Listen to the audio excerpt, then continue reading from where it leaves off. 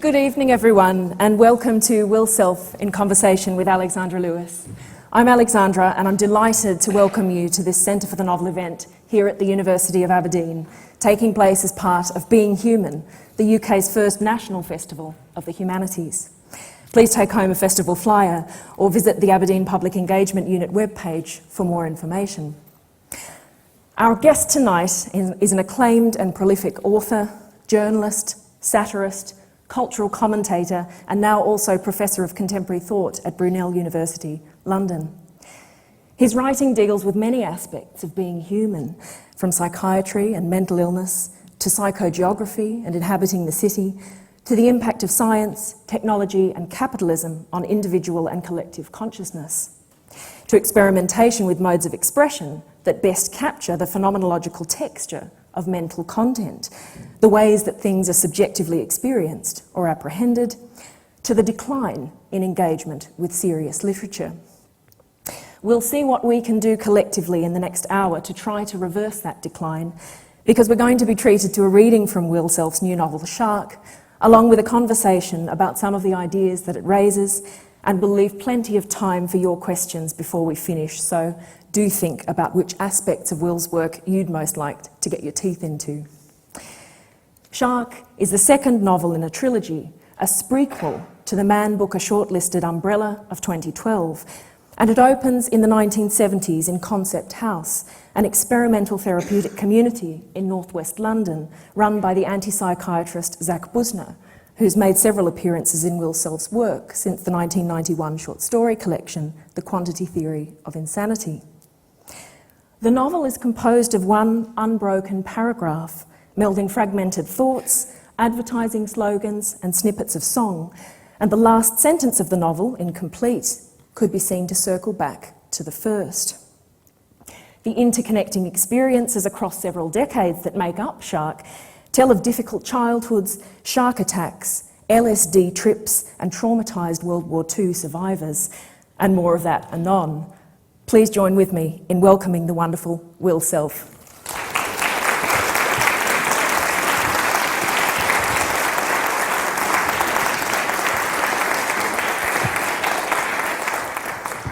Thank you for that.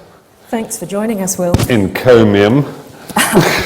Now, would you like to start us off with a reading? You've chosen a passage from near the beginning of the book, I think, that places us with one of Busner's patients, Claude Evenrood, or The Creep. Yes. I loathe going to literary readings. I could stop that sentence there quite comfortably. Where the author has to foreground the passage they're going to read, you know, the kind of thing, you know. This is about a cat called Tiddles, and it's based on a real cat that I had, and that was when I was living in Saskatchewan. I don't know why I've invented a Canadian author, but there you go. So I don't really want to do that, but I feel I must. And Alexandra has kind of given you some broad brush. But at the core of this novel is a real historical event that I kind of stumbled on by chance. And I think, you know, one of the things I'd like to talk about, since we are talking about novels and how they get written, is how aleatoric the process is and how important chance is for the creative process. So I was actually researching something completely different, a different book that I didn't end up writing. And I happened to reread Peter Benchley's novel Jaws from the 1970s, and I don't know if anybody here has ever read it, but it's pretty good. And I mean, when you think of the 1970s, for those of us who are a bit older, was the period when the kind of beach, the fat beach blockbuster kind of came of age. Harold Robbins, Jackie Collins, Jaws, before the Spielberg movie, obviously. And I reread the novel, and it's actually about kind of class consciousness in small-town America. The sharks are pretty incidental, really. It's very inflected by kind of Marxist thought, Peter Benchley's Jaws. Who knew? And then, of course, since I was on a roll, I went on and watched the movie again. Who's seen the movie? Who's seen Jaws? Yeah, most people, again, the younger folk possibly not. If you remember Jaws the movie, there is the grizzled shark fisherman Quint, with his Ahab-like obsession to kill the shark, played in the movie by Robert Shaw, one of the few Hollywood actors to actually win a British Literary Prize. He won the Hawthornden Prize for a collection of short stories he wrote in the 60s, so enough respect for Robert Shaw.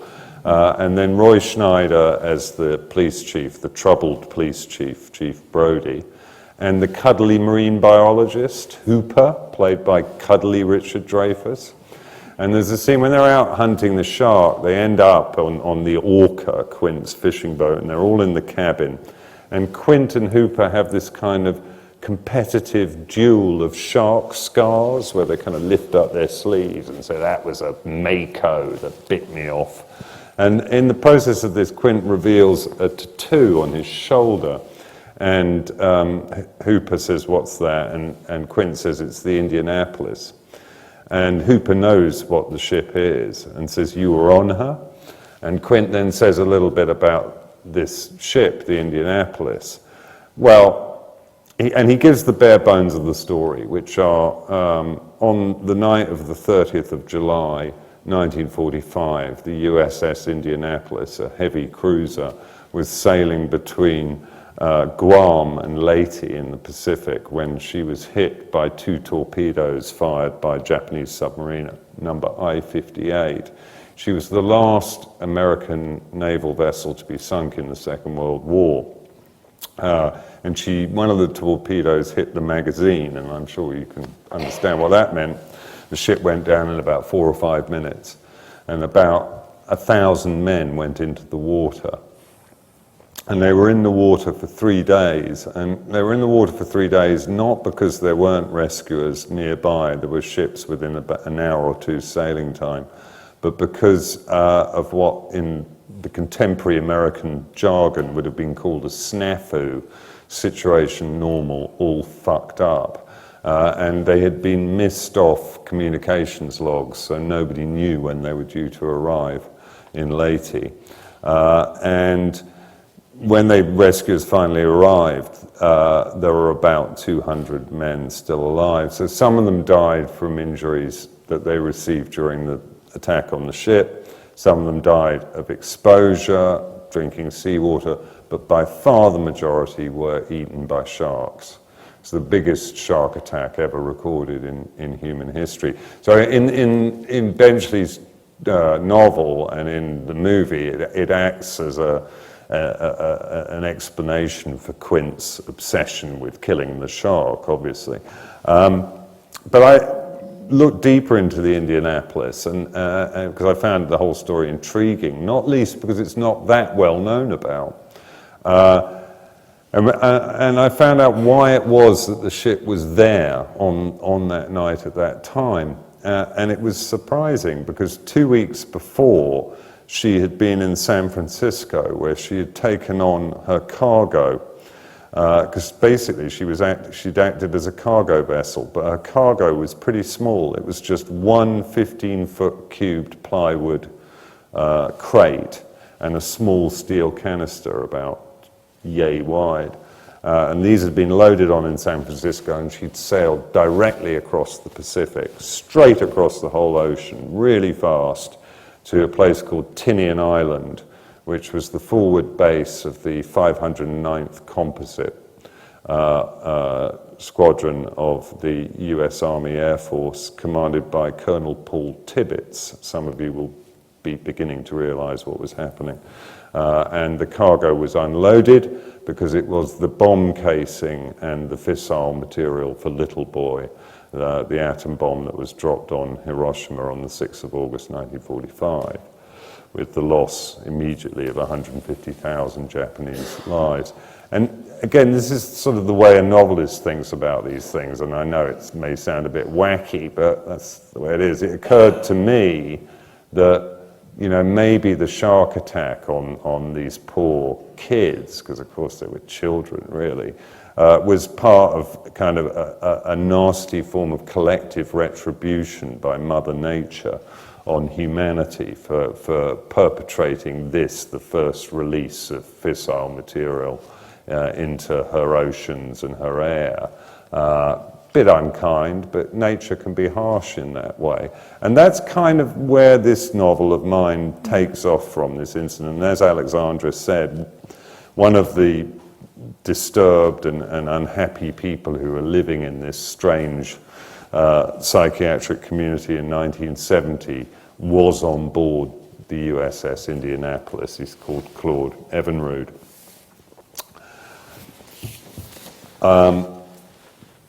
So, we can talk about the funny girl with the shark's teeth later on.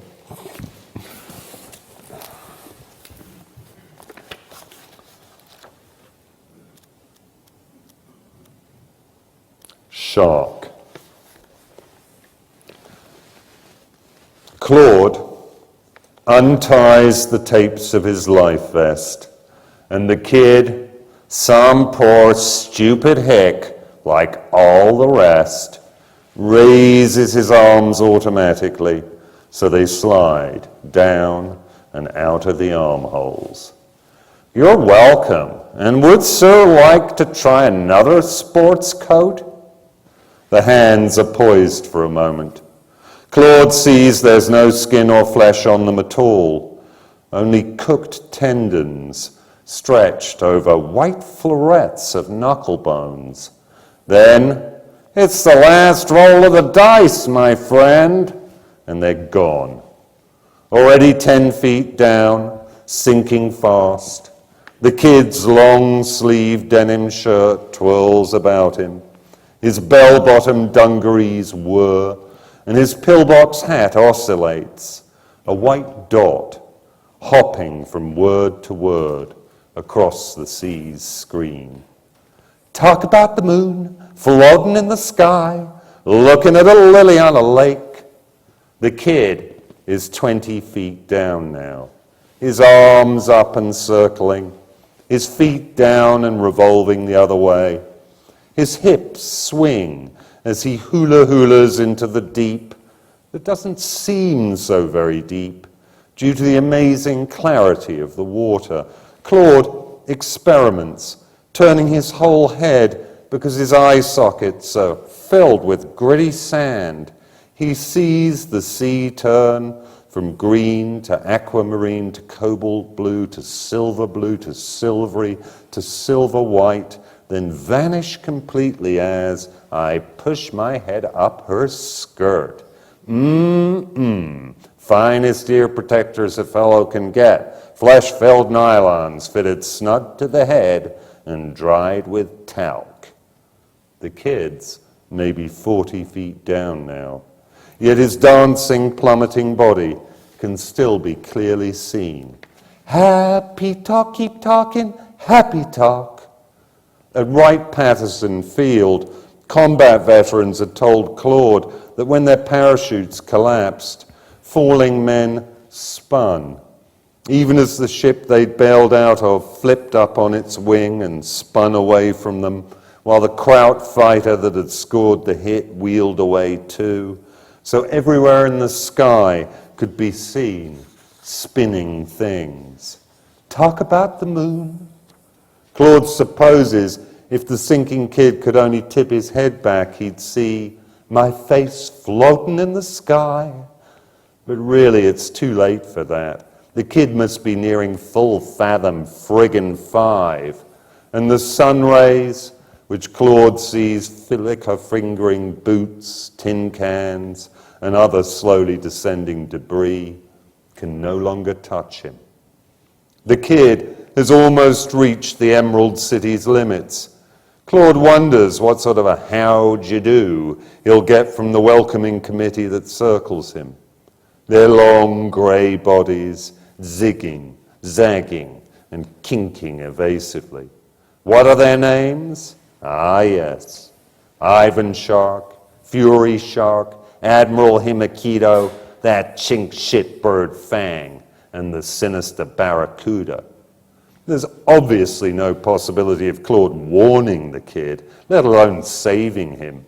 But for his own satisfaction at least, he wishes he'd had the patience to decipher that day's codograph, a useless mishmash of letters and numerals that as he watches the first inquisitive shark nuzzle the kid's belly, only spools through his own soggy head. AM 85-9 R 45 HJ 88. At least, Claude thinks, I've taken my vitamins, and he feels for the morphine syrettes he liberated from the emergency packs in the rafts lashed to the bulkhead by the radio room. Reassuringly, they're still in the button-down pocket of his shirt, but how long can it be before the seawater happy talks its way up the hypos and ruins all those healthy vitae minds, all mine, this food, those other lunkheads, the green hands running around like they were after coups, and the sad sack sailors trying to corral all those farm boys, prairie boys, and banjo-picking freaks so as to herd them over the side. None of them had the smarts to pick up any supplies before they took the dive. Yes, Claude snickers to himself. They're all lesser men, men who didn't volunteer for the secret squadron, which is why they mostly flipped their wigs when the torpedoes hit. Those who didn't flipped them when they saw their shipmates flying towards them across the tilting deck, the fleshy streamers flayed from their arms and legs, flapping in the hot air, blasting from the burning fuel. Flipped them at the grotesque sight. The skin angels in flight. Behind them, flames flaring from the smokestack. Flipped them as the skin angels flocked to the fantail, where, too crazed by pain to recall the layout of their own ship, if they'd known it to begin with, they slithered about in its dying blood.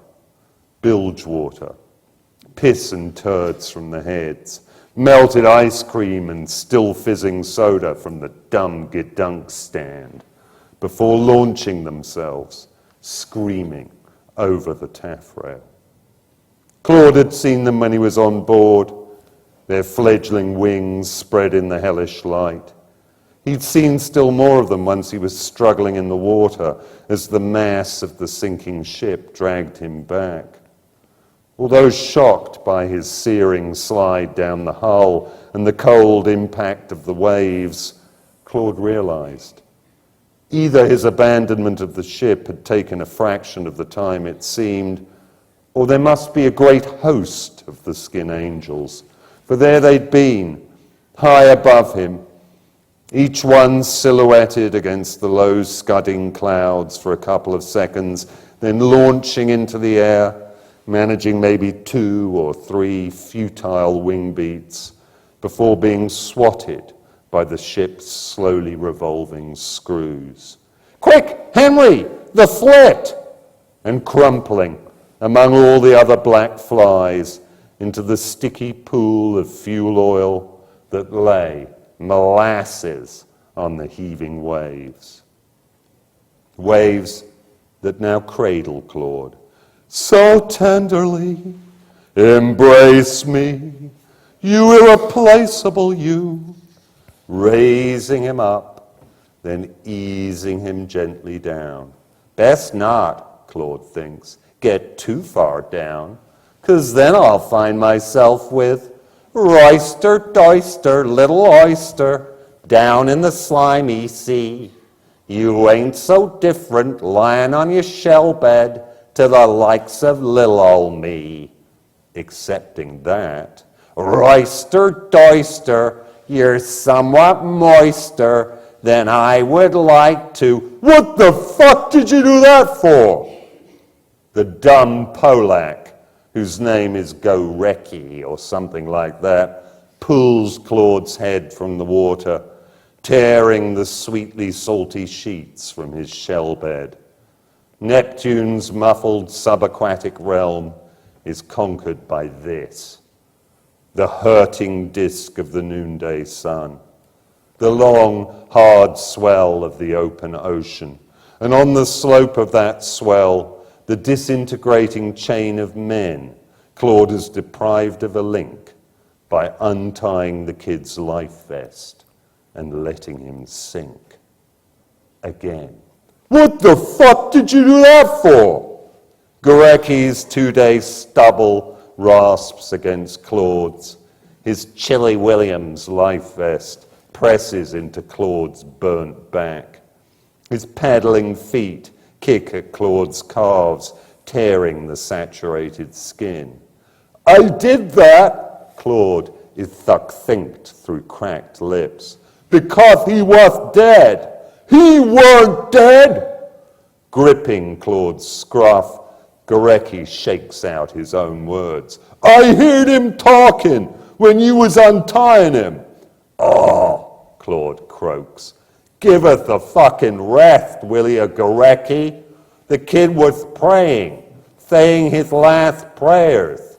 He was a Catholic, same as you, and he thought I was the chaplain. The chaplain been by a while back. The kid begun to give up, and the chaplain went way over there. The kid said he couldn't hold out, and he wanted to go out praying. What am I going to do, Gurecki? Refuse a man he's dying with? It's the most that Claude has said to Gurecki in the long hours they've been spooning. In your arms I find love so delectable, dear. I'm afraid it isn't quite respectable, dear. And he thinks it may be this talkativeness as much as his explanation that pacifies the Polak who lets go of his hair. Claude's gaze sweeps over the beaver heads of their companions as his hands smuggle the tapes of the kid's vest behind his back, fumbling them into a knot that'll do for now. Whatever his other little foibles, Claude comprehends this crucial fact perfectly well. Survival is all about everything having to do for now. Survival is a jerry-rigged little raft of flotsam on the ocean wave, and if Gurecki had ridden him harder, Claude could have euchred him any number of other ways. He might have pulled rank, although he doubts this would have worked, given their current communistic situation. Officers and enlisted men, swabs and Marines, all in it together, and me the only flyboy. Or Claude could have fanned out for Gurecki some of the choicer cards he'd picked up, censoring the dumb Polak's mail.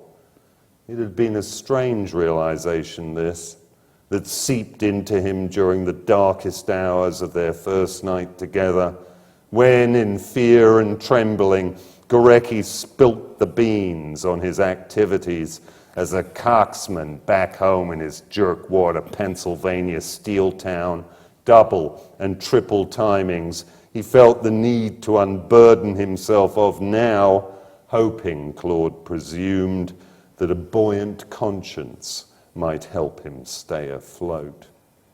Claude didn't let on he knew all about these peccadillos already. To say sins would be to dignify them, because he'd read Gurecki's letters to these broads, and purely for the hell of it, he'd blanked out all the ham-fisted endearments while scrawling on the one destined for Mrs. Gurecki, "You're not the only one, you know," before sealing and stamping it. Ker-chunk, you asshole lunk, passed by naval censor.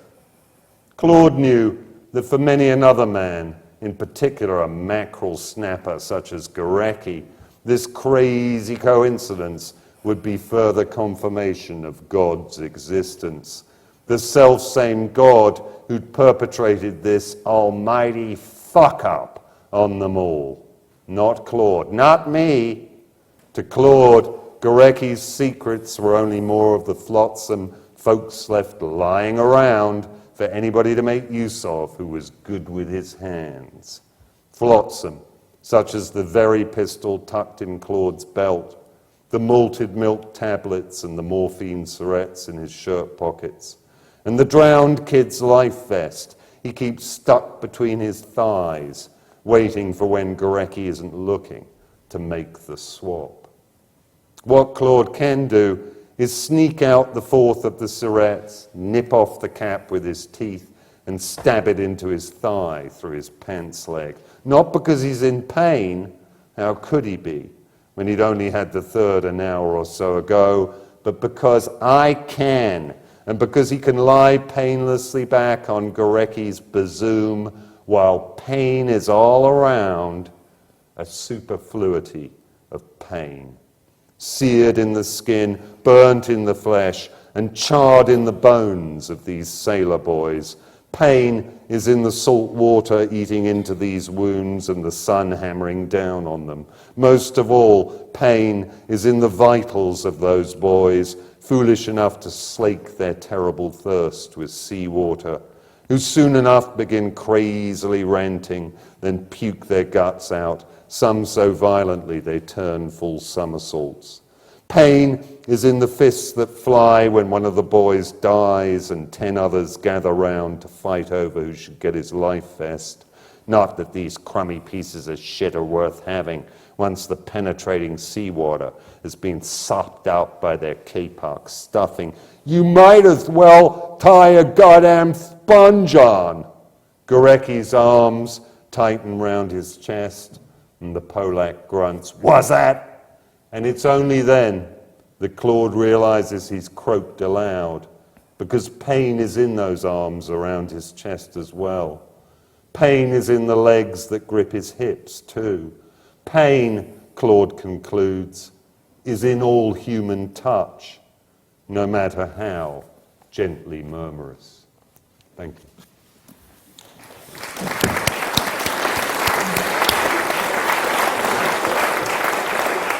Thank you so much, Will. And there's a lot in that passage that I'd like us to come back to about pain and embodied memory, about the use of soundscapes and song lyrics, and the visceral imagery of the skin angels that haunts the mind of several of your characters. But I'll start with a broader question that picks up on some of the context that you gave us at the outset for the novel. And you've said that underlying shark, there are two major schemas. One is the circling of the shark, and then another is the structure of the uranium-238 atom, where the characters are all conceived of as subatomic particles. So what I was interested to ask you first is, how do these underlying structuring principles collide, and which do you think is the strongest?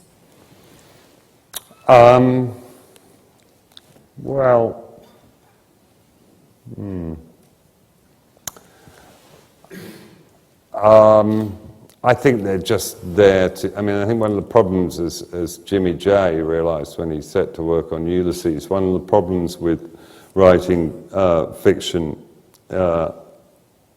what's loosely called stream of consciousness, or at any rate getting rid of third-person narrator, means that you can't introduce the thematic through discursive writing. It has to be immanent in the text itself, it has to be present there.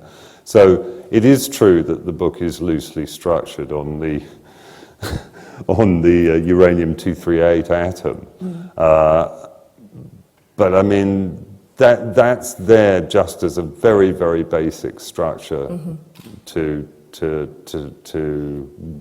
draw out those thematics. I don't think anybody reading it would think, even somebody who was like a kind of physicist would think at any point, wow, this is like structured like the uranium-238 atom. That character must be, a proton. I don't think that's really going to happen.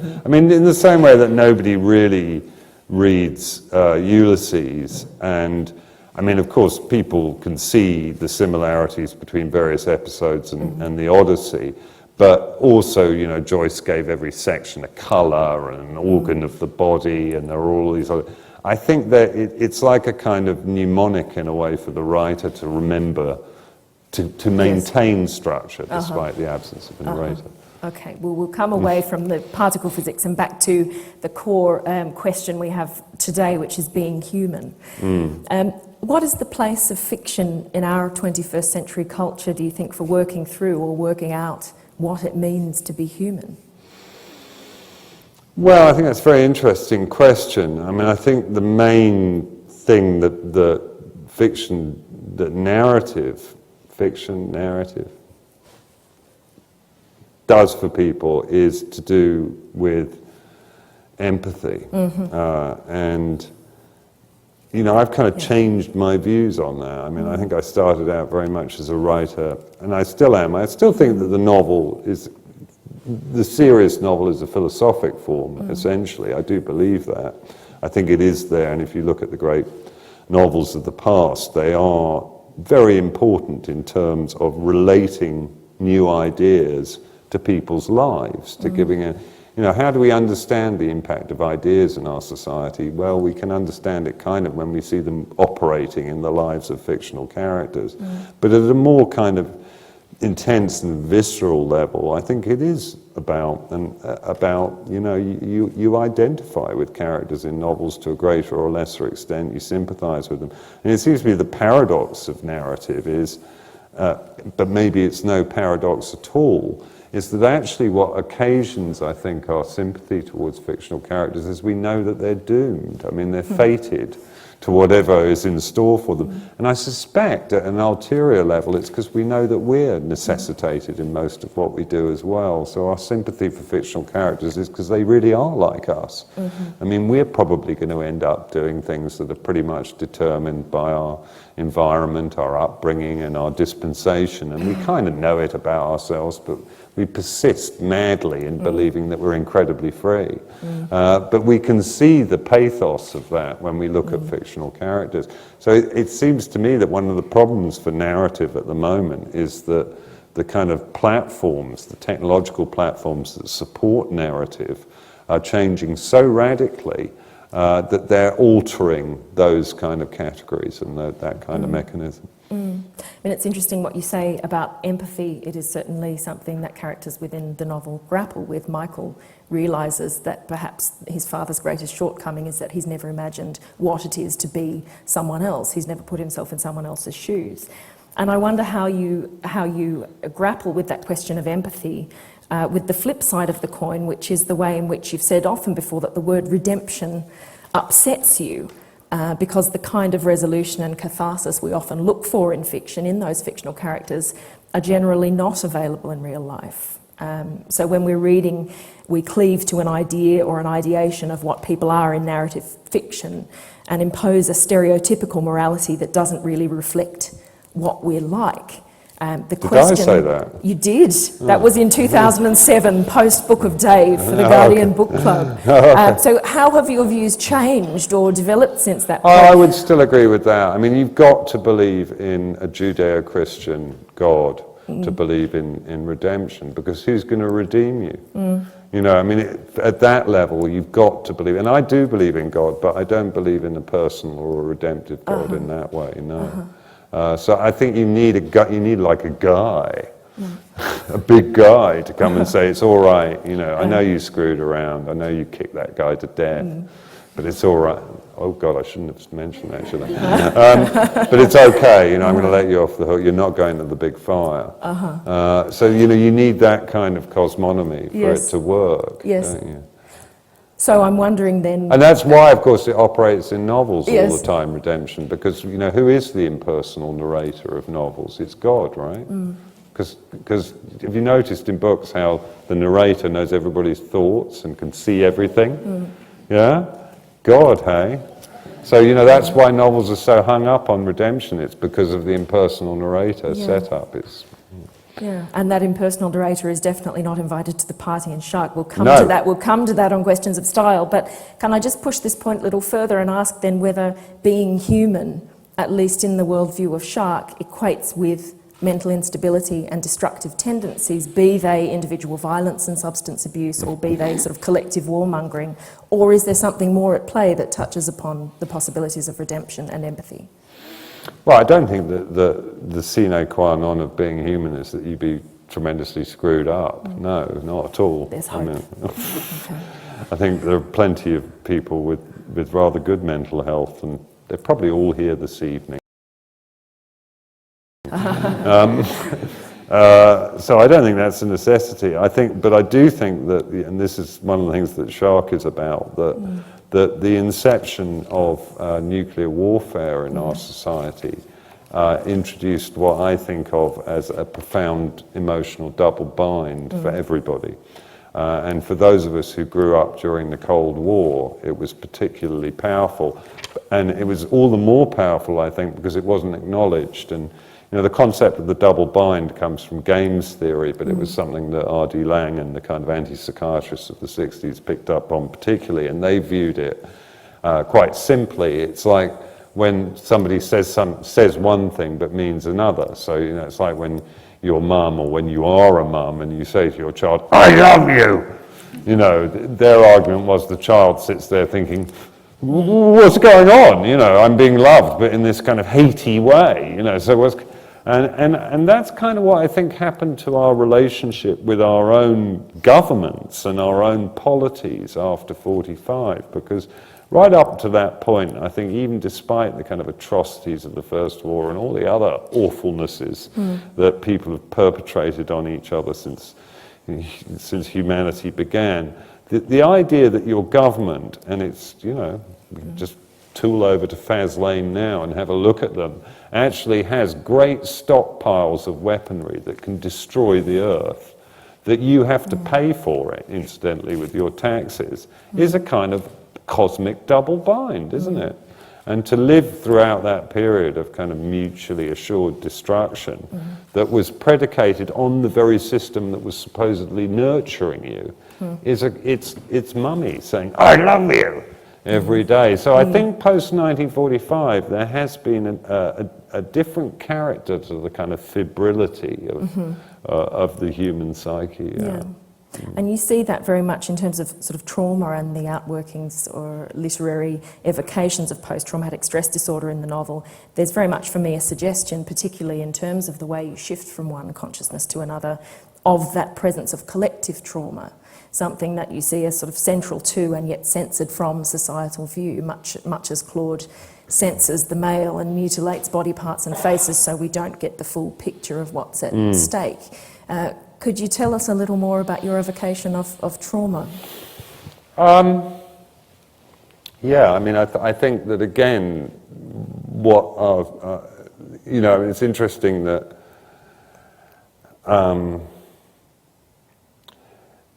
our society at the moment is very, very keen on presenting itself as kind of touchy-feely and kind of, it's very much still under the influence of the kind of, Freudian-inflected psychotherapy that kind of came up in the 1970s, 80s, 90s. It's going to be displaced fairly soon by the kind of new neuroscience, which is jockeying to reduce us all to something that can be scanned in a positron emission tomography machine. But it's taking a while. We still have this idea that we're in touch with our feelings. I mean, we're getting rid of the stigma surrounding things. No stigma here. We don't do stigma. But it's bullshit. Our culture is full of stigma. People are stigmatized for everything. And again, that's a kind of another double bind. And I think it does relate to our perception.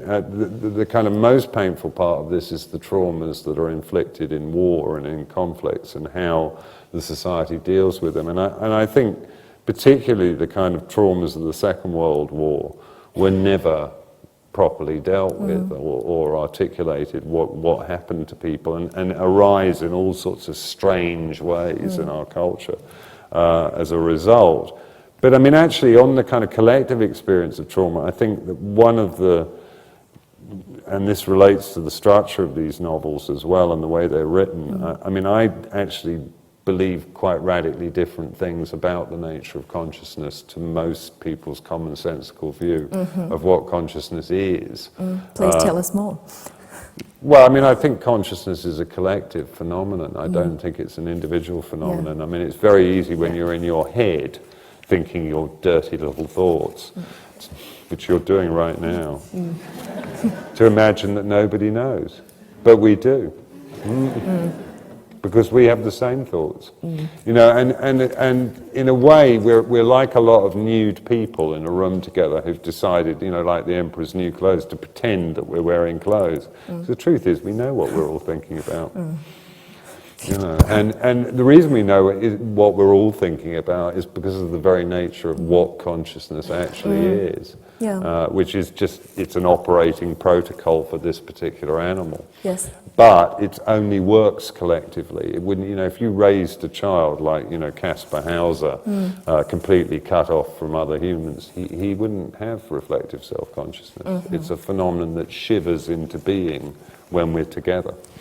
I mean, obviously we carry this togetherness when we're in solitude as well, because we're heavily conditioned to it. But you will notice, I don't know if anybody here has spent long periods of time alone, inevitably I have, for obvious reasons, your consciousness does start to alter quite fundamentally. Yeah, and that leads us quite nicely into, I think, what for me is the most non-naturalist element of your style in this novel, because you've spoken in other arenas about the ways in which, firstly, the style of the novel has come to you as a very emotional decision, so rather than an explicit situation of your own work within some kind of literary trajectory, high modernist style, it's something that suits the themes that you're exploring.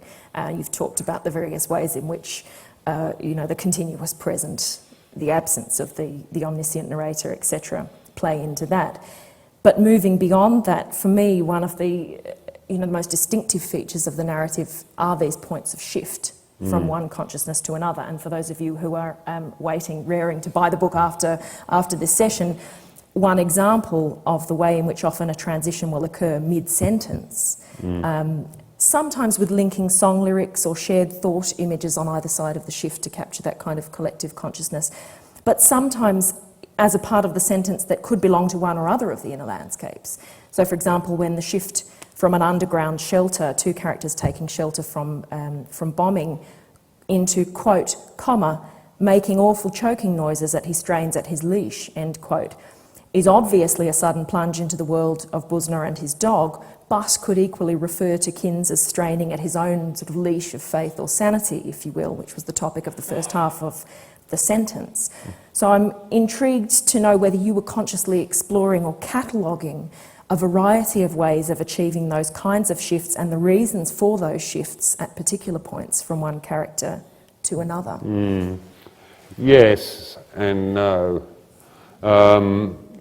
Again, you know, it's to a certain extent, particularly novels like this. I mean, I think that their formal properties and working on them is much more like music, I think, than because of the lack of the kind of paratextual stuff that you tend to get in books, and it means you're much more in media res the whole time when you're thinking about it, when you're writing about it. So yeah, I mean, in some cases I would just quixotically decide to move to another consciousness. I just think, well, I'll go in somebody else's head now and see what they're thinking about.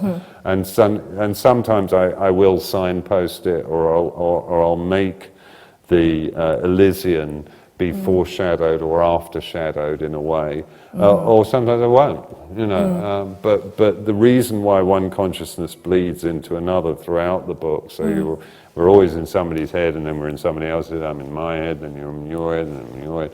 Is because that's what consciousness is. That's who we are.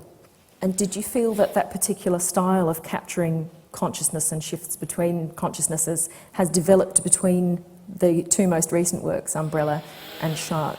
Probably. I mean, in the first novel, I very much was still preoccupied by one side of the dynamic, which was specifically the relationship between technological advance and psychopathology.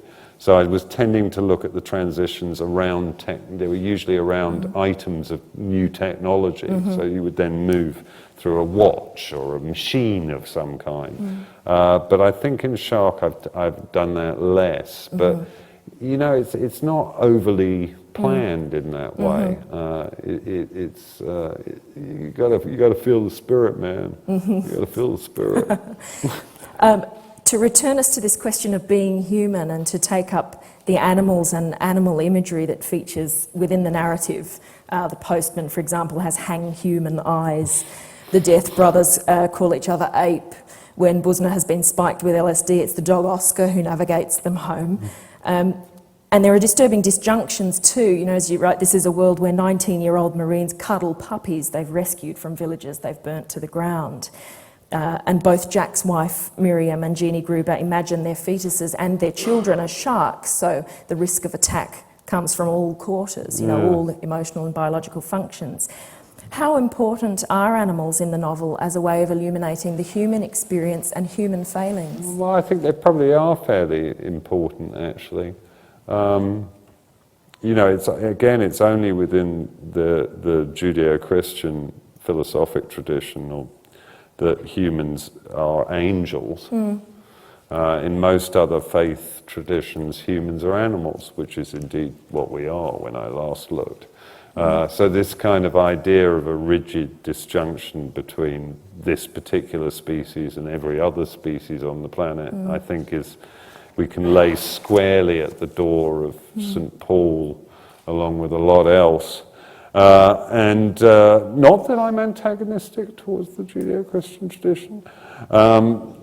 So, I mean, I think, you know, in a way the animals are there to supply a different form of sentience, because I think we do apprehend animals' consciousnesses. Anybody who works or lives with animals, in fact, let's be blunt, anybody who's got a pet knows.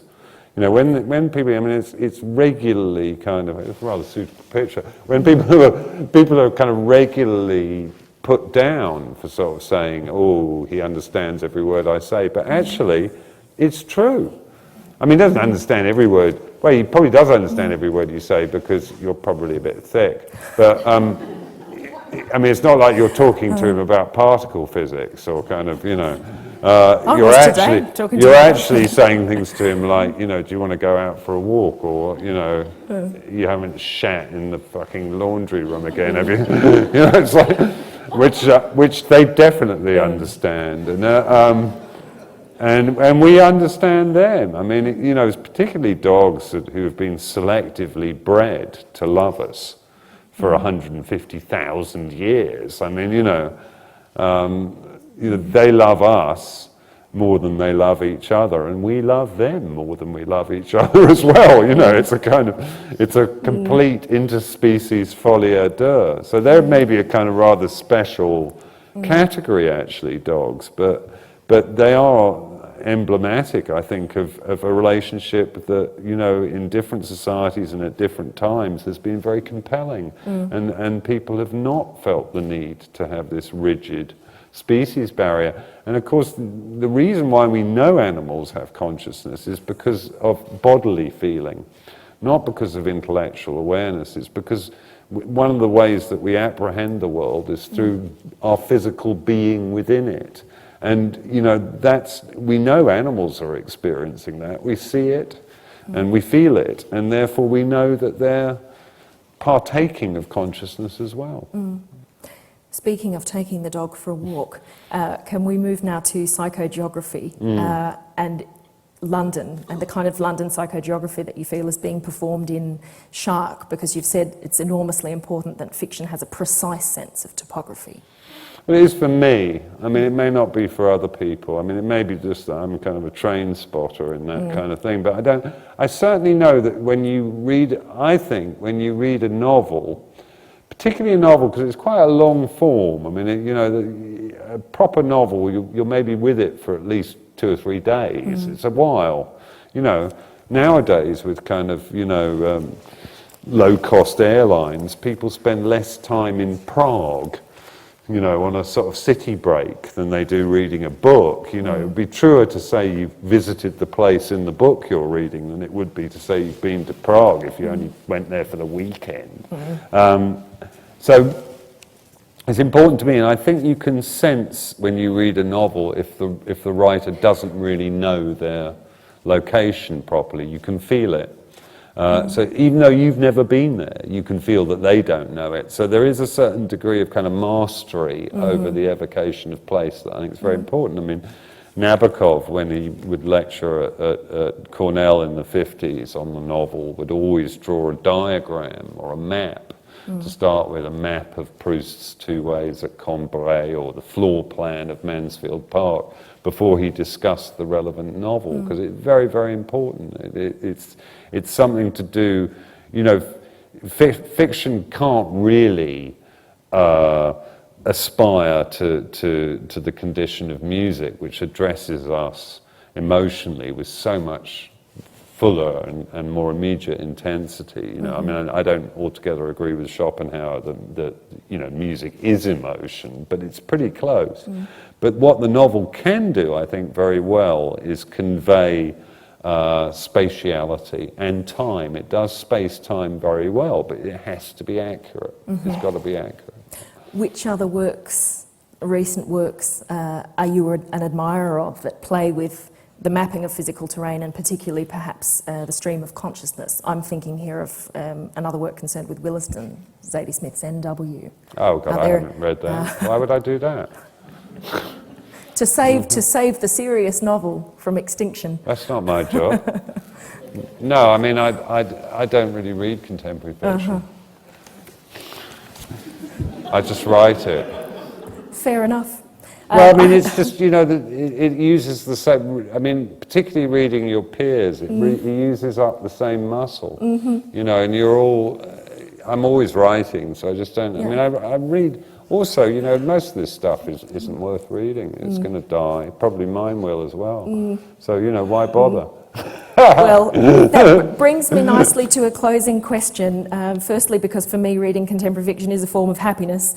But in the novel, the Death brothers, Kins and Michael, believe that happiness is simply a byproduct of existence. Thomas Hardy, the great pessimist, as well as H.G. Wells, who prophesied the shape of things to come, are both name-checked in the narrative. So we'll end with something on those terms before we open out to the audience. You've spoken recently of the idea of being able to comprehend the extinction of humanity with some equanimity.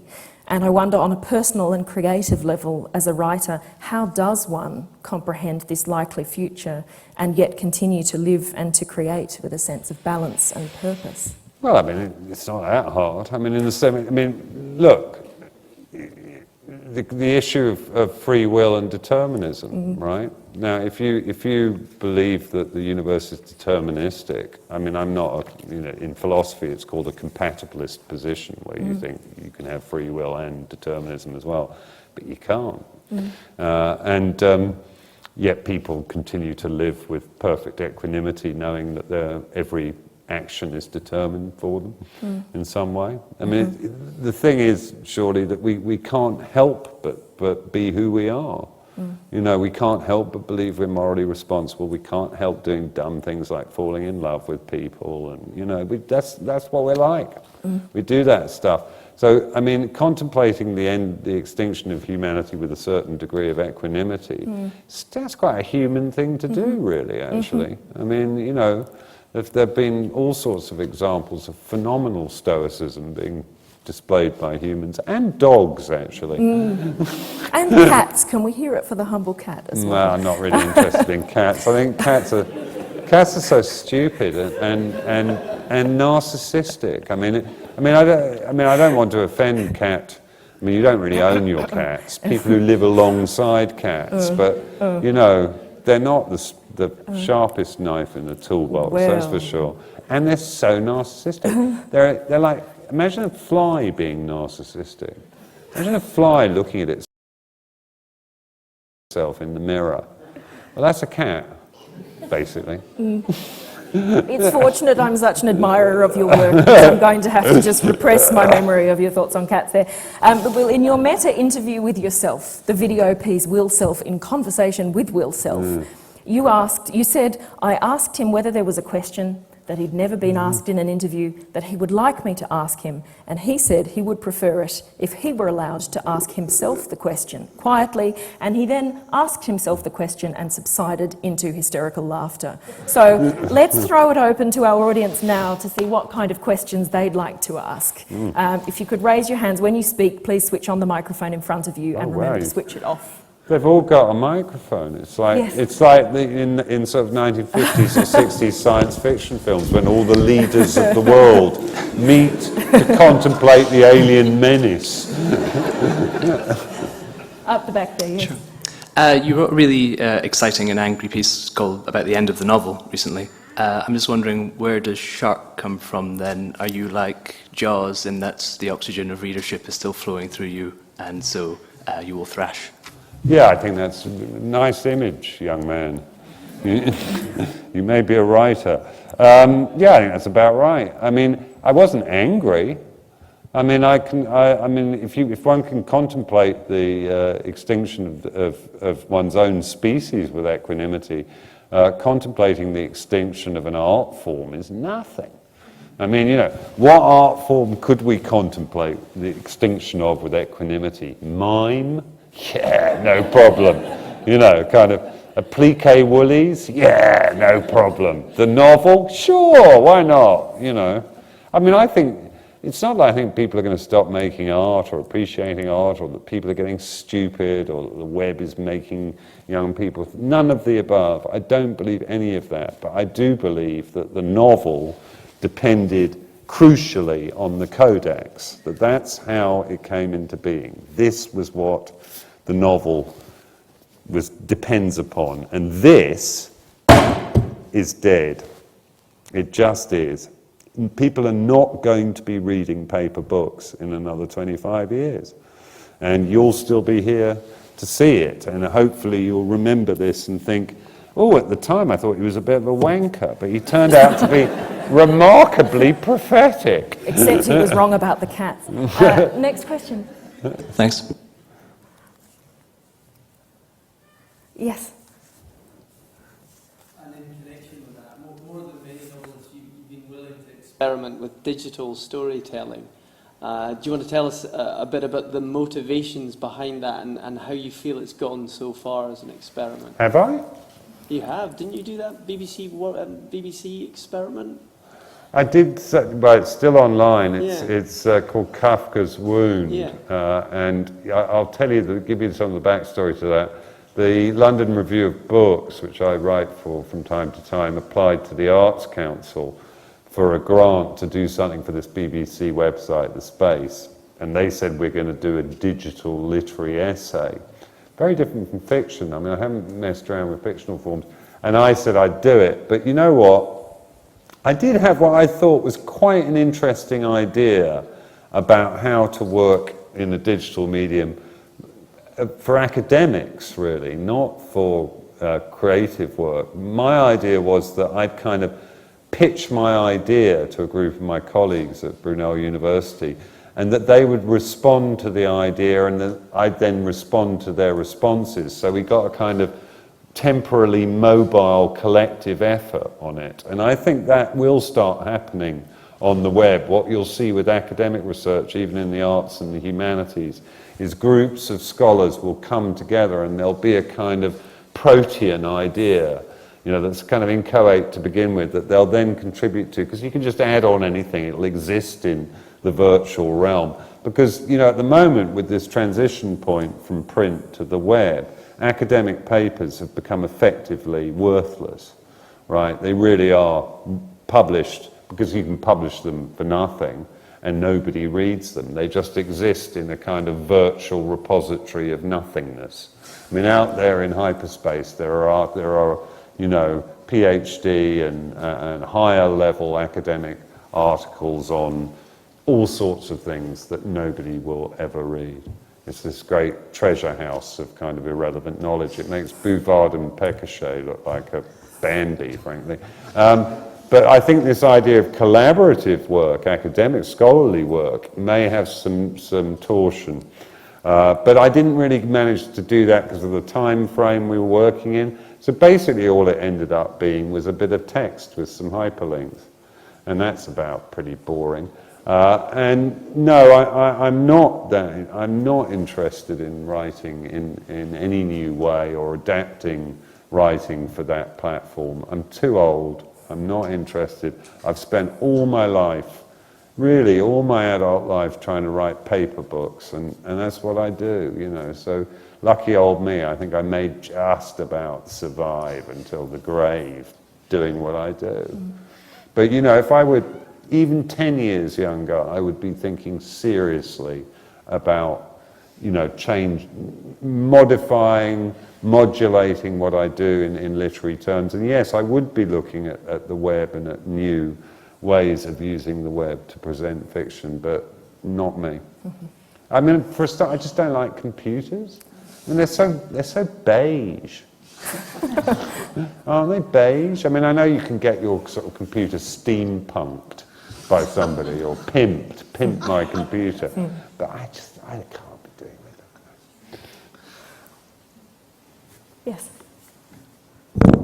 Some of the language that you use, especially when I was listening to you earlier, is very poetic. How much of an influence has poetry been on your writing or in your life? Well, I think a big influence, I think a huge influence. I mean, I started out wanting to be a poet, and but then I mean, the upside of being a poet is you get a lot of shags. No, for real. For real, they go at it like rabbits. Admittedly, mostly with other poets, which is less enticing because a lot of them look a bit rough. They also drink a lot, I think that's well attested to, and they can't drive, that's also well known, largely, which is lucky because of the drinking and the shagging, so I don't want to drive. But what I realised I mean, there's a problem with poetry, and you know, it's a form that in some senses, you know, adapts much better to our new web world. It has an immediacy, it's short, and also, of course, because it's much closer to kind of prana, to sort of sacred breath, it naturally lends itself to public arenas, and that's why you've had the whole kind of performance poetry thing coming up, you know, over the last 20 or 30 years. And that's all well and good, but you know what? Prose can do everything that poetry does. You know, I mean, I put my poetry into my prose, and I'm quite. But also, prose can do a lot of things that poetry can't. And I think, you know, one arm of poetry went towards, you know, being declamatory and being, you know, getting its effects rhetorically, and the other branch, you know, kind of Wallace Stevens kind of branch of poetry, ended up being these incredibly knotted, dense, deeply subtle, internally elusive, only works on the page. And I kind of admire that sort of poetry, but I swear, you know, I can read one Wallace Stevens poem, that'll last me about a year. You know, I don't need to read another one, I haven't actually got room for it, you know, so it's influential, but it's not my bag. You know, yeah, and they are a very specific type, your poet. No doubt about it.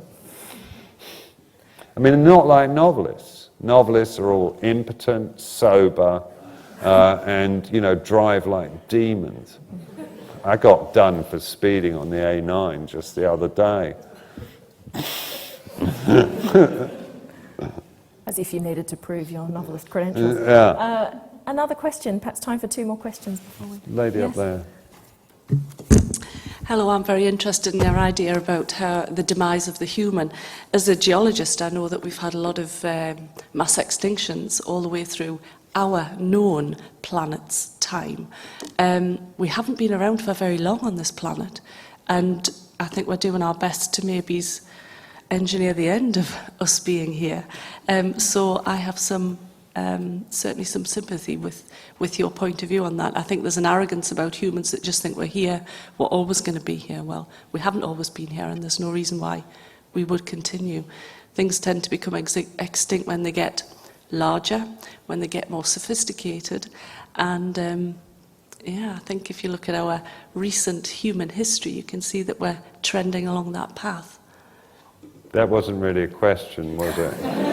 No, I was agreeing with you. Do not get people that agree with you very much. No, that's cool. Okay, I've got a question then. Oh, no, don't feel obliged. It was very beautiful, very eloquent. I'm interested in, is that your dog? No, it was there. I just picked it up. Just to, you know, they say about people looking like their dog, that's all. Just, I used to pick people up when in the wild days. No, because people don't like it when you pick them up. They get very, very upset. But you know, I'm a big guy and I can pick up most people. So I used to just pick. I remember Damien Hirst, the artist, got really annoyed when I picked him up and carried him around for a while. But I mean, I think he had it coming. Do we have any other questions either about McGlorian or indeed Shark? Yeah, no, he is my dog, McGlorian. He is my dog, yeah. Yeah, he's been around for a while, silly little dog. Oh, bless. Are there any hands that I'm missing there in the audience? Waving, not drowning. Is that someone tentative at the back there? Yes. With the rise of the internet and like just less interaction person to person, and is it so much the demise of the human, or just the human becoming something just different to what it was? And like, and is that the same as demise, or is it just like alteration? Are you alluding to the singularity? I'm not referring to a black hole.